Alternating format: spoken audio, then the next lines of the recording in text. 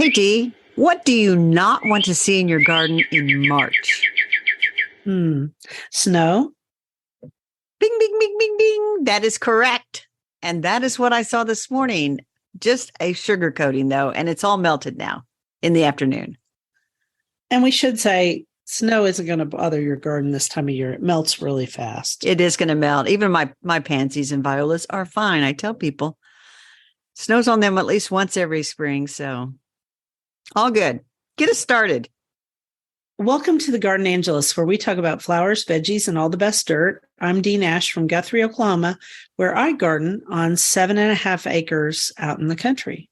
And I'm Carol Michael from Indianapolis, Indiana, where I have a suburban garden measured in square feet. It's about 1/3 of an acre. We call ourselves Garden Angelists because we are evangelists for gardening. We love gardening, and we really want you to love it too. Yes, we do. And we aren't afraid to spill the beans and tell all of our gardening secrets, the good, the bad, and even the ugly. But that's enough of who, what, when, where. Let's move on to this week's episode. Hello, Dee. Hello, Carol. How does your garden grow when it doesn't have snow? Well, honestly, I guess it's growing okay. It kind of got cold last week, and I'm sort of a wimpy wimp these days. And I thought, I just don't want to do anything. It's cold. Nothing's going to happen out there. So other than watering my pansies and violas, I didn't do a lot outside. Tell people how many pansies and violas you bought. That's not going to happen. I'm not saying. She bought flats and flats. Those things are best kept secret. But anyway, before I get into my rest of my garden update, I do want to give a shout out. If anybody's listening that heard me talk about the podcast at the author book fair at the Clark Pleasant branch of the Johnson County Public Library, woo woo! Thanks for joining. Welcome. Now I'll do the rest of my garden update. Okay, what else did you do? Well, my petunia and snapdragon seedlings look amazing, and so do my onion seedlings. So I am actually going to cut my onion seedlings back a little bit, which kind of helps them bulk up the little bulb below, which is what you want.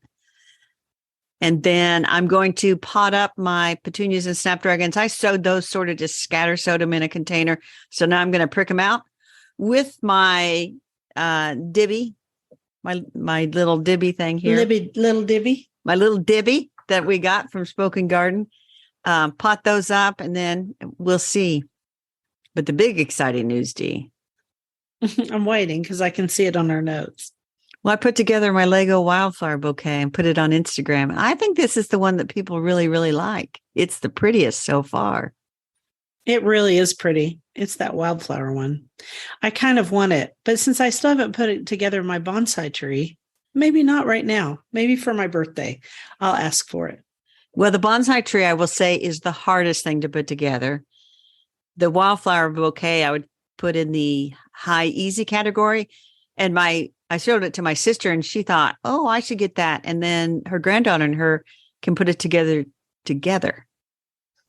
I can't wait until mine is just a little bit bigger. I bought her a puzzle for her birthday, a kid puzzle, and she put it together super fast, even though it was too old for her. So she saw a puzzle on my table the other night, and she goes, Gigi, let's do this. And I said, that one's 1,000 pieces. I don't think you're quite ready. Well, she is only 3. Now, right. Sarah is 9, so she would be able to put together this Lego and probably show her grandma how to do it. That sounds good. What about your garden, Dee? My garden is in the middle of fall spring. It thinks it's spring, but I keep telling it spring. I keep saying, just wait, little garden. I fed all but 2 or 3 of my roses because I ran out of food yesterday.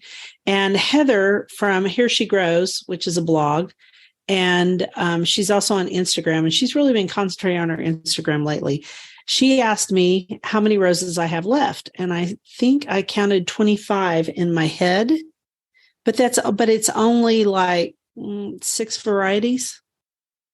Because after I had rosette disease, I really first of all, she said, how many are left after rosette? And I said 2, only 2 out of that group. Yeah, I lost 80 out of 100. And then over the years, other things got them too. And then I went back and I decided I was only going to grow some choice David Austin roses. Right. And so I've got like 3 that I really think are choice. You want to hear what 3 they are? I do. And we should put a link in the show notes when we get a chance. Tell me. Lady of Shalott. I think it's a wonderful one. Desdemona. Desdemona is the best rose in my garden, period. Okay. Unfortunately, Japanese beetles love it. It's just a great, big, lovely, bushy shrub in kind of a light pinkish white. Lady of Shalott is a pinkish yellow with pink highlights. And then what is the third one? Olivia Rose Austin. Olivia Rose Austin is a clear pink.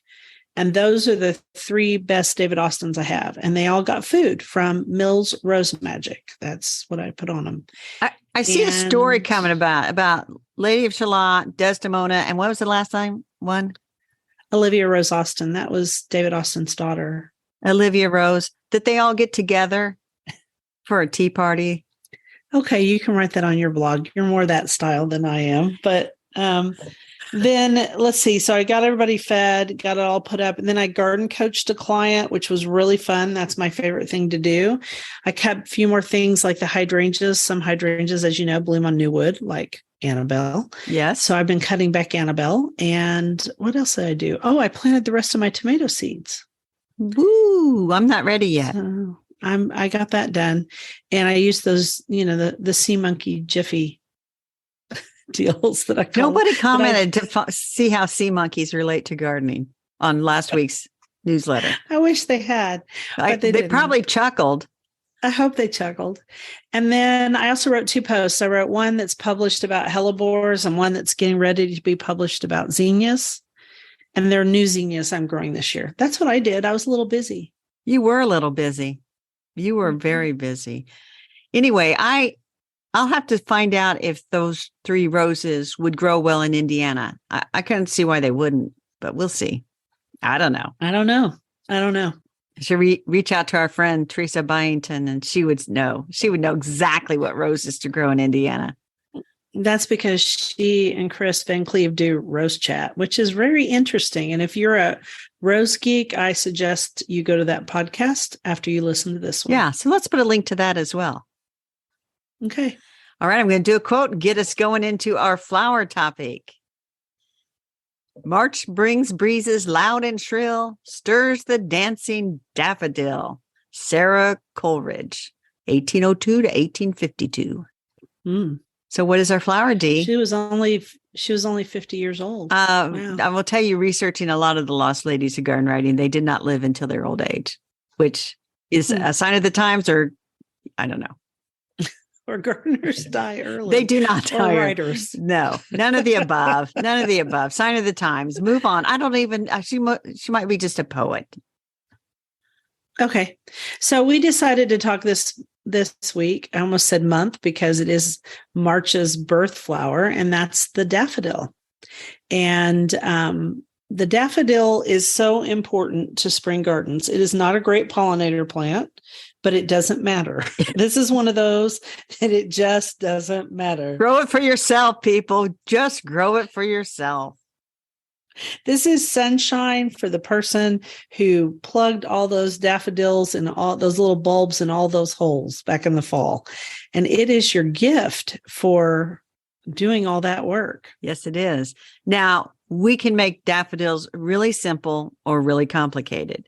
So really complicated is if we went to the American Daffodil Society and started down through the list of 13 divisions of daffodils, plus the miniatures. But that we did that a long time ago. We did that way back when we were still trying to prove we were smart. Yeah. Leave a link. Let people, we're way beyond that now. This is more now just a chatty garden clubby kind of podcast. It is like we said, it is the March birth flower. And we are also going to link to the Snap Blooms blog, which has got birth flowers and their meanings. And the daffodil represents a lot of neat things like new beginnings, good luck, prosperity, good fortune. So you know what? Daffodil bulbs would be a really good gift in the fall. In the fall. Well, now you could just buy somebody a little pot of tete-a-tete daffodils because they sell them everywhere right now. In fact, I'm going to try not to make any noise and turn my computer. And can you see the daffodils on my? These are pink cupped daffodils. I didn't know they were going to be pink cupped when I bought this little. It was a little fill your pot basket thing. I don't know, one of those pot filler deals from Lowe's.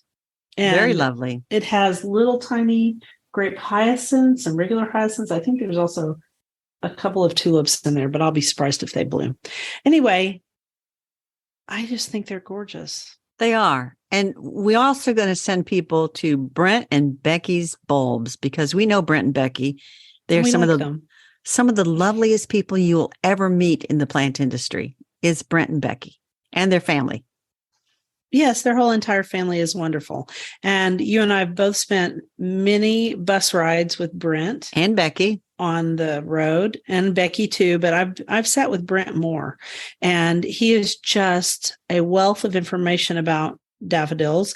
He's a big hybridizer of them at one. I mean, I don't think he does it as much now, but he really has introduced some serious daffodils to the market, and they're just wonderful. And then they have all kinds of information. And here's the thing. They wrote a book about daffodils. I think it got published in 2001.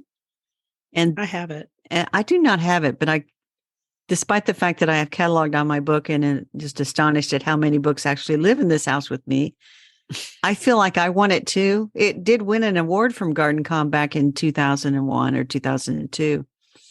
Mm-hmm. But just a couple of tips we're going to give for people. Because, well, right now with the snow on the ground, people will be all freaked out and say, oh, should I cover my daffodils? What say you? No is correct. Don't worry about them. And Brent agrees with us.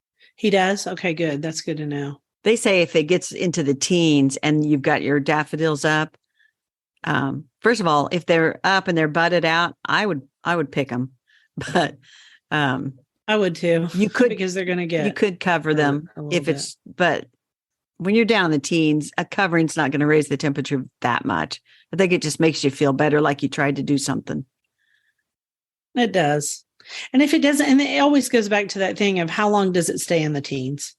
You know, if it just dips down and comes back up, no big deal. It's on those, like if we get one of those freight train, I don't know what they call them, but it's an Arctic blast. I think they call them Arctic blasty. Oh, that's probably where I got the idea. I am sleepy today. It is really cloudy here, and I can tell I'm sleepy. Anyway, an Arctic blast comes down, and it just hits the plains and then messes things up for 2 or 3 days. Yeah, you might want to cut them and bring them in. Well, and cut versus pick. Now, I saw this. Our good friend Doug Oster. So you should pick. I know. I shared that on my Instagram story. You go ahead and tell it. Sorry. So Doug Oster, and he learned this from Brent and Becky's bulbs, was you want to pick, as in just pull out the daffodil at the stem, and you should see a little plug in the bottom, he said, and that will stay longer in the vase. Never cut yours. And I'm like, oh, I am so ashamed. I've been cutting daffodils. Not anymore. I'm picking them. I have always cut daffodils. That was the first time I'd ever heard that, and it makes perfect sense. We were going to talk about that some daffodils naturalize better than others. The best thing you can do for them is plant them in. You can plant them in full sun. Some of mine are in the shade underneath my trees that haven't leafed out yet because they just look good, and I have a lot of trees. I will say that they've done just fine because they get a lot of sun during the summertime. One of the main things is you want it to be dryish in summer, which is not a problem in Oklahoma. And that's because they don't like a lot of moisture in the summer after they have finished with their leaves. And that's the other best tip we can give people is let them go all the way back to yellowing of the leaves. And you can always tell the foliage falls over, they start to yellow. They're going to look bad before that. So plant some daylilies next to them or hostas to cover them up. Right. And they do recommend that you plant them amongst like grasses and other perennials that will soak up the moisture in the summertime and sort of starve the daffodils out. But yeah, and then some people like to group the foliage all together and then tie it up into a bun. That all started because of Martha. Yeah, don't be like Martha. Don't do that. Just let it die naturally is what I do. And enough other stuff should be coming up around it that it sort of hides it. That's my motto. That's the idea. And yeah, it'll look bratty for a few weeks, but it's worth it if you want them to come back the next year. And you don't have to deadhead them. But I think they look a little better if you do. I deadhead mine. They look nicer. They won't set seed on their own, according to Brent. And so you can leave them. Definitely, if you have tulips, you should deadhead tulips because tulips do tend to set seed. You want the energy going to the bulb. And they said on their blog that when the daffodil flowers, it kind of forces it to create this daughter bulb. And so if you plant one, next year you have two, then four. You can see how it multiplies and how they would naturalize. And some of the best areas to see daffodils are where somebody's planted them out in a big open area and they've just let them grow naturally. And then they just keep growing and growing and growing. So do you dig yours up and divide them ever? I do not. I never have to divide them. I do. I dig mine up while they're in the green, so to speak. So once they've flowered, then I dig them up and I move them around, spread them out. And I've kind of made 2 rows back by the vegetable garden, which are sort of my cutting rows. But they sometimes they get too crowded and then they become what they call blind, where they don't bloom. And that's a sure sign. Lift them, divide them, spread them out in your garden. So far, I haven't had that problem. I never have either. I can tell. Maybe there's some place where they're so prolific that happens, but I just haven't had that happen here. I have something to add that isn't by Brent and Becky's that we didn't put in the notes. Do you want to hear it? I do. I love surprises. So last year I went to a talk on bulbs by Jamie Ashmore, and Jamie is a local. He's on Oklahoma. He's on the radio. And I think it's called the Garden Party, and it's a show on at noon on Saturdays. Okay. And he's a horticulturist, a rosarian. He's a good friend. I like Jamie a lot. I respect Jamie even more than I like him. And this is what he says are his top favorite daffodils. Okay. You ready? I'm ready. You know a lot of these. Avalanche. I do know avalanche. I love avalanche. I think avalanche is a great one. Grand Primo. He says that one. He said all of these naturalize and come back over and over again. Winston Churchill, which I think is a white daffodil, and I think it's one of the ones I planted in my white daffodil group. In fact, I'm sure of it. Don't know it, but now I want it. Now you want it. And then early cheer, which I suspect is not hardy in your area. And it is a paper white. And it's a beautiful double paper white. And our friend Elizabeth from Buffalo, Elizabeth Licata, she loves early cheer. It's one of her very favorite ones. Gigantic star. I don't have that one. I do not. Geranium. I have geranium, and it is a great daffodil. I've had it in the same spot for, 25 years. And it's just a smaller daffodil, beautiful, stands upright, smells good. It's wonderful. Okay, and then there's Mount Hood, which I also planted in my all-white daffodil. I have heard of that one. Extravaganza. British Gamble. Have you heard of British Gamble? No, but now I want it. It's white with a pink cup. Now, you know what? I have one white with a pink cup over in my pink garden that I got from Brent and Becky. I don't know if it's that one or not. I'd have to look it up in my notes. I do not have British Gamble. I have the pink cup group that came from Van Engelen a long time ago. And I still have some of those left. And then the last one he talks about, I really, really want, and I couldn't find it last year. It was Avalon. It is a lemon yellow with a white cup. So do I have Avalon? I don't know, but I think I need it. I think you might need it too. That's my little surprise. Well, let me go, and I'm just looking to see if I can find the notes on my pink garden. He also gave us some great ideas for tulips, and I bought some of the tulips that he suggested, but we can talk about those another day.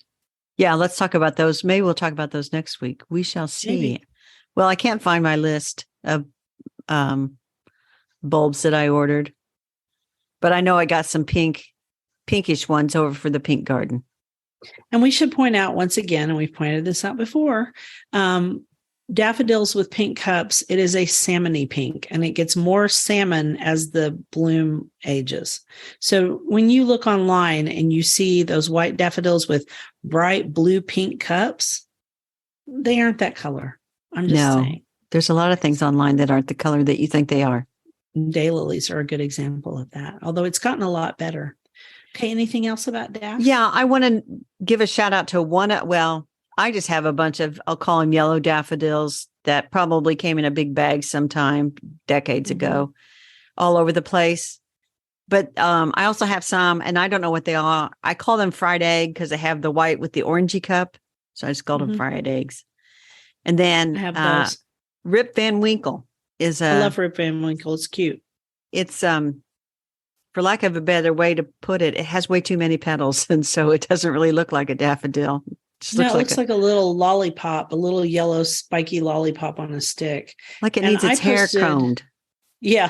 I posted on Instagram yesterday a daffodil that I grow. Let me look up here real quick and tell you which one it is.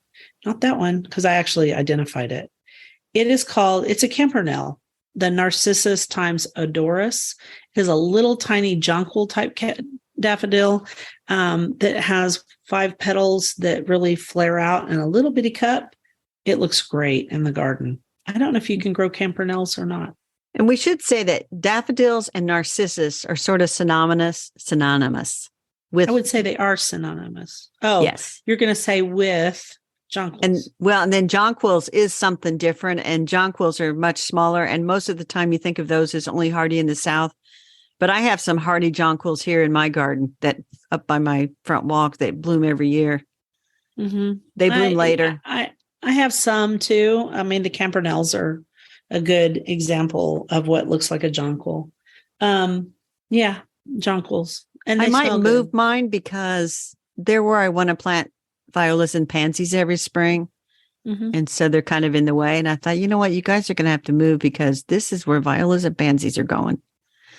Right. Just move them behind, a little bit back. That'd be too shady a little bit back. I'll figure out a place for them. Don't you worry about those jonquils. None of them will go to waste. Good. I'm glad to hear that. Anything else? That is it. We are waiting for a quote to go into the most interesting vegetable segment I think we've had in a while. Yes. And I'm glad you did all the research after I just watched the show about it. Never be afraid to be a poppy in a field of daffodils. Michaela DePrince. Yeah. Now people think, they're going to talk about poppies. No, we're going to talk about perennial vegetables. Because, I've had Gardener's World, those episodes sort of streaming all morning while I've been doing stuff.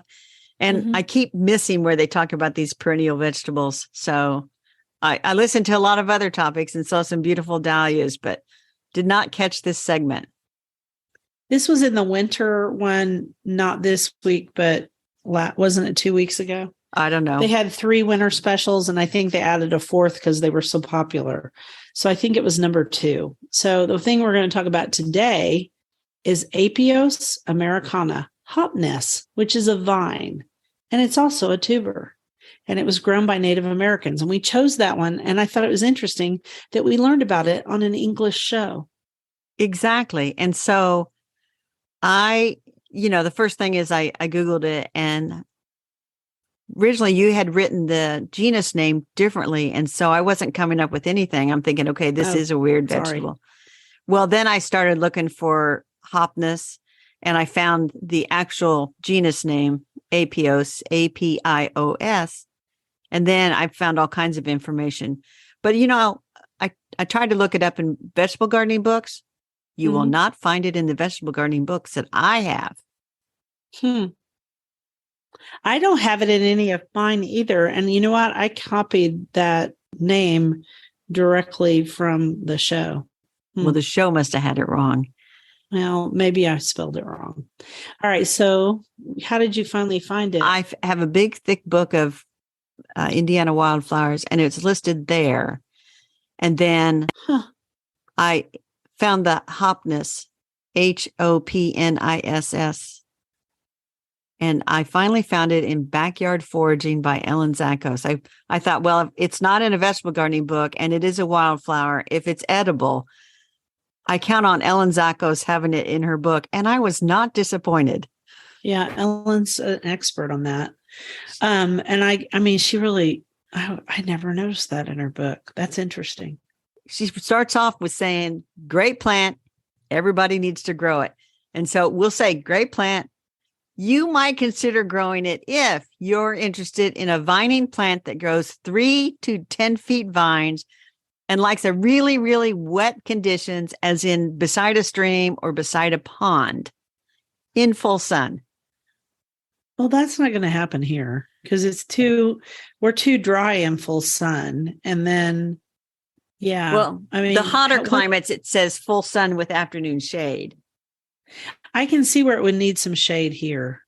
But in England, they grow it in full sun. And that makes perfect sense that she grew it in that garden in England because it had, it's wet there in that place. So makes perfect sense. Yeah. And Ellen says that the flowers are gorgeous and highly fragrant, and they are very pretty flowers. This is in the pea family, so they look sort of like peas. Neat. And she says it'll cover 15 to 25 feet in the garden in one season. So you do want to have a especially large garden, I think, to grow Hopniss. So it is a really, really pretty flower. I just looked it up. And it does have it's a cluster, and it looks like peas, and they're kind of a brownish pink. Yes. I mean, and it's probably not something I would grow, but I think it's pretty cool. It is cool. And so it is the underground tubers that it forms that are edible. And so I found some other stuff on a site called So True Seeds. We'll leave a link to them. They sell the tubers. I buy from them sometimes. Yeah. It's called, they called it colloquially, they said it's sometimes called Indian groundnut. Mm-hmm. And it grows wild everywhere east of Colorado, they said. It looks like it's really popular in the permaculture group. The permaculture group would find it very popular. So the tubers can be steamed, roasted, boiled, mashed, or dried into a powder, which is a lot like potatoes. And they say they are more nutritious than potatoes. Higher protein, they said 3 times more than the standard potato. Very interesting. But here's the other caveat that So True Seeds said about Hopniss. They said a percentage of the population, I'm going to quote them, a percentage of the population react to eating ground nuts, which is another common name, with gastrointestinal issues. The percentage of people affected has been reported as anywhere from 9 to 25%. If you are allergic to latex, don't eat these. Oh, okay. So people who can't eat bananas, mangoes, allergic to latex, all of that, that group, which I am not, but surprisingly, because I'm allergic to so many things. And then they said, if you're going to cook, the cooking methods make it more digestible. Sure. And if you are new to eating this delicious native perennial vegetable, start small. Start with couple little bites, see how things go, and then maybe you could do it more. Mm-hmm. So there's more information on Epic Gardener's site. It is hardy zones 3 to 7 and hotter. In hotter areas, like we said, you should protect it from the afternoon sun, but it likes it wet, wet, wet. Fascinating. And that is Hopniss. Yes. Apios americana, which I have never seen. But now that I know, you would look for it along a stream or a lake, I think, where still there's a natural area. That's where you'd find this. Mm-hmm. So, and you know what? I don't even know what season it actually blooms in. But since it's perennial, die down, and then it'll come back every spring. Mm-hmm. So anyway, I'm not give it some room. That. I probably am not going to grow that just because that would take up a lot of space. It would. Mm-hmm. And what would you do with it? So, but you're right. The people that are into permaculture and, if you're looking for a vine that has edible, you can eat the seeds too, I think. Well, so that is it. That. Thanks for sending me down that little tiny rabbit hole, Dee. Can't It wait. was a big giant rabbit hole with lots and lots of notes that you took. Yes. Good job. And I have another book, by the way, about Native American garden culture. This was not in there. That book seems to focus on no surprise, corn, beans, and squash. And so Sure. I just didn't see it in the index and in a real quick look through, but I'm sure there are books out there. How about the next quote? All right. Then my heart with pleasure fills and dances with the daffodils. William Wordsworth. Boy, words are hard today, Dee. Words are hard. They're hard for me today too, because I don't know. It's cloudy. I guess that's it. Yeah. So cloudy affects your speech. I wonder if there's a medical term for that. I think cloudy just affects my brain. Okay. So on the bookshelf, The First Time Gardener, Container Food Gardening, all the know-how you need to grow veggies, fruits, herbs, and other edible plants in pots by Pam Farley. Okay, so I looked through this and I am going to give it to my daughter, the new homeowner. Does she want to grow stuff in containers? She wants to, and she wants to have a couple of raised beds, which are just big containers. I'm going to tell on her. The other day, she called me and she said, guess what? All by myself, I planted up that pot that's in front of my house. This is her old house that she's selling. Yes. And I said, oh, really? What did you put in it? And she goes, I don't know. I mean, I put some pansies around the edge. And then I put this tall plant that was kind of spiky. And, it was tall. And I said, okay. And she goes, it's yellow.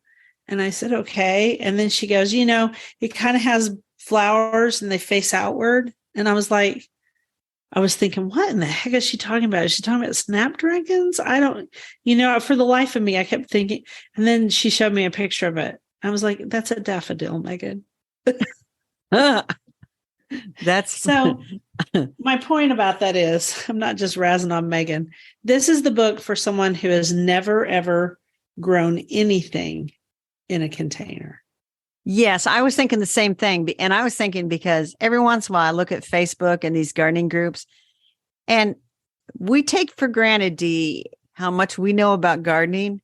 But when people ask questions, you realize that they don't have the first clue where to get started. And so Cool Springs Press has these first time gardener series. Yes. They have one on, we'll put links to the others in there. I don't want to start listing them and miss any of them. Right. But this is a good one because she covers the size container for different types of vegetables because you want to, tomato needs a big pot. Yeah. What kind of soil blends to use, when and how to fertilize, how often to water, where to put it so you get the best production. Sometimes people are trying to decorate with plants when they're like, oh, that's never going to happen there, that plant. You need to move it. Right, because you can't grow a cucumber in the shade. Right. So you don't want to grow it. You don't want to grow it under a shaded patio. In fact, most vegetables, I would say, do not grow under a shaded patio because it would be harder. And most of them would not produce, especially those that fruit. Maybe some of the leafy stuff you could put at the edge of the shaded patio.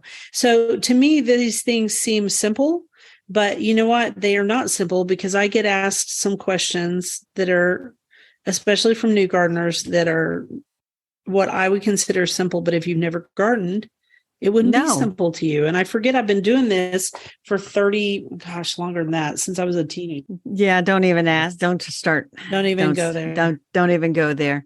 Mm-hmm. We'll turn off our younger listeners when they find out we're just a couple old ladies. Yeah. She covers problems and how to fix them because there are going to be problems. It doesn't matter how many years of experience you have, how to stake and how to prune. And then this is kind of fun for people that are like, well, what should I grow? She's got some theme gardens listed. I saw those. Those are cute. The smoothie greens garden, the spring stir fry garden, spaghetti sauce garden, salad greens garden, and a couple of others. So anyway, that's this new book by Pam Farley, The First Time Gardener, Container Food Gardening, all the know-how you need to grow veggies, fruits, herbs, and other edible plants in pots. And I think I know a new gardener or two that might appreciate this book. So I think I'm going to hand this to them and say, here, this will tell you everything you need to know. Yeah, start with one pot. If you're about Megan's experience, start with one pot. Yes, because tall, spiky things with yellow facing out. Yeah, I was like, spiky. I don't think daffodils are spiky. Because you don't like spiky plants. Not too much. I have one right now. Well, if you don't count the roses, they're a little spiky in their own way. All right, as it were. Quote us into the dirt. I wonder what spendthrift chose to spill such a bright gold under my windowsill. Is it fair gold? Does it glitter still? Bless me, it's a daffodil. That's by Celia Thaxter, who wrote The Island Garden. Yes, we're familiar with her. Very, very famous book. I have a gift copy of it. Really pretty illustrated version. I catalog my books, and I think that's one that I thought, oh, why do I have 2 copies of this? One never knows. You know why? I was thinking about that after I said that. I started out reading gardening books that were memoirs and interesting. And I think that's part of the reasons I got into it. I didn't read how-to books much in the beginning. Yeah. Probably should have, but I didn't. Okay, on to our dirt. You found our dirt, which I was shocked at. I was shocked too. It must have come through on a marketing email from somebody, and I tried to figure out who. But do you know they're now selling waxed amaryllis bulbs for Easter? I didn't know. Instead of dipping the bulb into, red, green, and glittery gold for Christmas, think pastel blue, creamy white, pink for Easter. And it sort of makes sense. You can hold the amaryllis bulb back from blooming and then, Yeah, it might be pretty. I mean, if they can get people to try it, I think it's not a bad idea. And there are pink, there are pink versions of amaryllis and there's green versions. And the cybisters have a lot of colors. And there are white ones. Yeah. Why not? I did a search and they had a white with pink streaks, which would be very pretty. It would be pretty. Look great on your table. You put like 3 of those in a row and then put some Easter grass around it or some moss. Moss would be better. Some nicely colored eggs and you got your centerpiece all done. Right. And you don't have to water it. That's right. You don't have to water it. So anyway, that was our dirt. There are waxed amaryllis bulbs now for Easter. I don't have a specific link. You can do a search and you'll find them. And I would bet that at your big box store, at your big grocery stores and stuff, they'll pop up in the floral department. Yep. And I'm just going to point out, you could take white orchids and do the same thing. You could, or you could actually. You could just buy those little orchids at Trader Joe's and put them up, or you could do bulbs. Or you could do actual Easter lilies. You could do what I did. Yeah. You could do Easter lilies, which are still popular too. All right. You ready for the next one? I am. Couldn't you just hug it? Don't you want to embrace every single branch that bravely leafs out in defiance of the cruel winter it survived? Spring is the welcome back season by Tova Martin. One of the nicest ladies on the planet. Yes. And and a great gardener and a great houseplant person. Yes. Tova's just great. All right. Rabbit holes. Well, Dee, you're planning a road trip for your rabbit hole. I am, and I'm watching closely the bluebonnets and other flowers in Texas, the wildflowers. And Bill and I have talked about going for years and years, and I'm watching all the maps closely because 2023, after several really bad dry years, appears to going to be a banner year for wildflower wildflower looking in Texas. And you can go all over Texas. I mean, there are different wildflower loops. I read yesterday that the 412 loop, I hope I got that number right, that people are saying, don't go down that one because there are so many people that do that one that it's starting to scare people. But down by Austin, they have them, Fredericksburg, which is outside of Austin, Brenham, which is on the other side of Austin.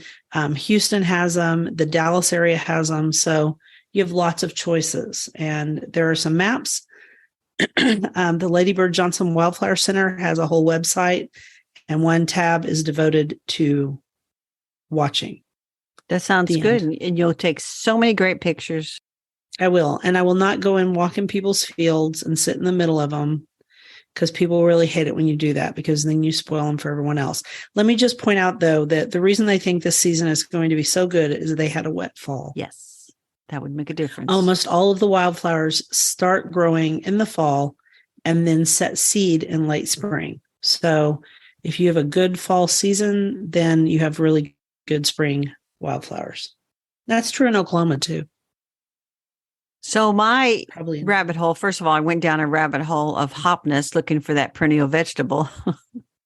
Many twisty garden paths to find that, because I went down again. It's like, it's not here. It's not there. Oh, I have it spelled wrong. Anyway, I had queued up 4 lost ladies of garden writing.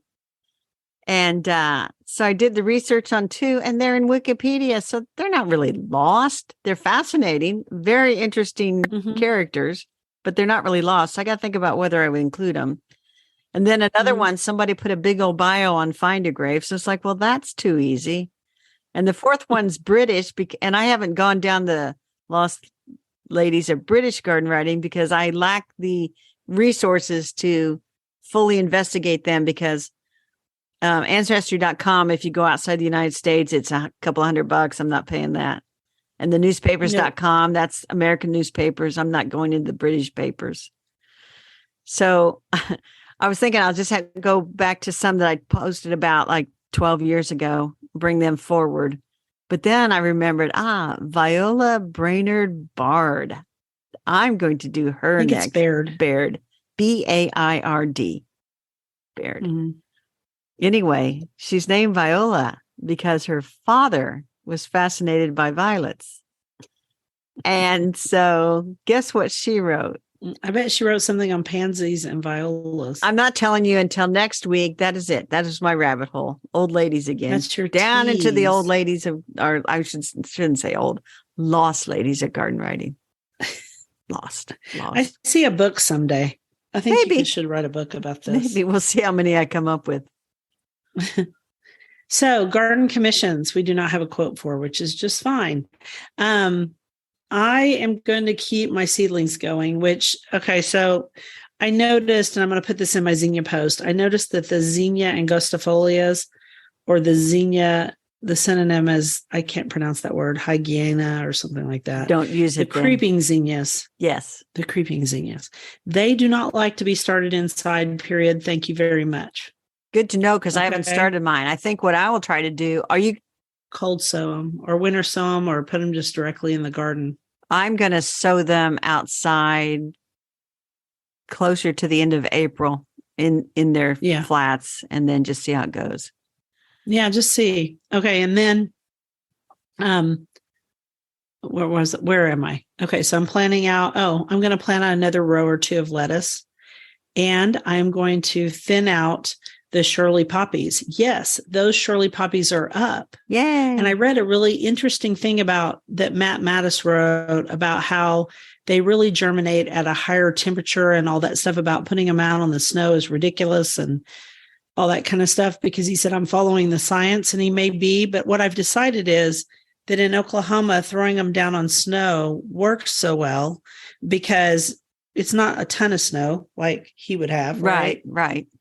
And it gives them enough moisture that when they land onto the dirt and into the delicious compost, they just wait until they're ready, and then they come up. So because obviously my soil warms up a lot quicker than Matt's stuff. Yes. Okay, so they are up, and then I need to check on my sweet peas. They are not coming up, even though I soaked them. Yeah. I'm afraid they may have rotted for some dumb reason, which they don't normally do. You sowed them outside, right? I did. I direct sowed them outside. In the past, I've done it every other way. I've done it in the fall, not had much luck, although some people have great luck here when they do it in the fall. I've done them as, the long root trainers and put them outside, and that works okay. I just thought I'll just do them in place in early spring this time. So I'll keep looking at them, and I might actually, because I sowed them really heavy. So if I disturb some of them, it won't hurt them if they're alive. Then I'm going to water my indoor plants and maybe give them a little food. And then I'm going to plant those 2 hellebores that are still in my front border because I can't decide where to put them. Well, you'll find a good spot for them.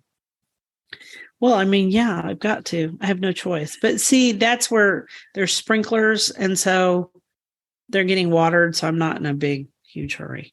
All right. But I mean, it's time.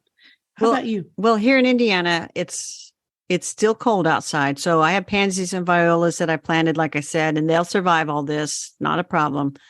Mhm. The traditional day for me to sow peas outside will be next Saturday, the 17th. No, next Friday, the 17th. So I'll see if the soil's warm enough. I want it to be warmer than 40, closer to 50. And if it is, I'll put them in. If not, I'll wait a few days. But we are in a cold spell. Although the We are too. temperature is supposed to, it'll bottom out around 20 Tuesday morning, but the high on Thursday is 61. So not too bad. This morning was kind of cold, and we're in a cold snap too, which had to happen, guys. Yeah, it happens every spring. So Every spring. I need to pot up the petunia and snapdragon seedlings, like I said. And then I did decide on my microgreens. I was Yeah. sowing them with those microgreen growing pads that are made of like a Yeah. fiber. They just dry out so quick for me that I think I'm going to go back to soil, or I'm going to have Yeah. to change the setup and put it in the kitchen where I'll see it many times a day and keep watering.